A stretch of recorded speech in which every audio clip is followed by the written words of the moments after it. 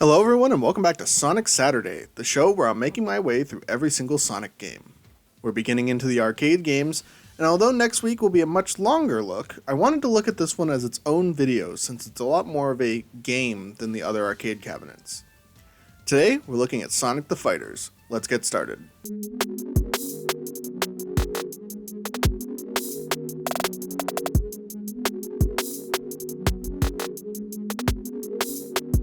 I've been a big fan of fighting games since my Tekken video, so the idea that there existed a Tekken-like fighting title using Sonic characters made me super excited to get into this game.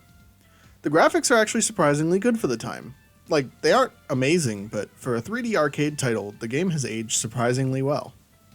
I also really liked the character roster here, as I feel like the characters they had within the franchise at this point were very limited, so to create such a robust roster with characters that fit right in along Sonic was impressive.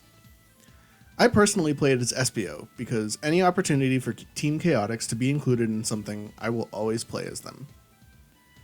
The moveset for all the characters were pretty good. I decided that it wasn't as fun to actually read the controls, so discovering different moves as I was mashing buttons added an extra layer to the gameplay as I got to do a cool move and then figure out what it is that I did to make that move happen again.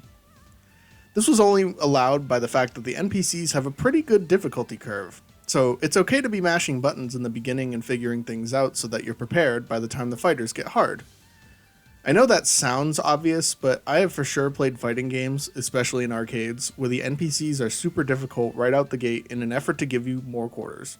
One small detail I really appreciated was the fact that when it was time in the tournament to fight the character you picked, there was a brief cutscene showing Eggman cloning you before the fight to give an in-universe explanation. This is such a small detail that I appreciate so much because most games would either just take the character out of the cycle or simply have you fight a palette-swapped version of yourself without saying anything. It's just neat that they thought to give you a reason for it to happen.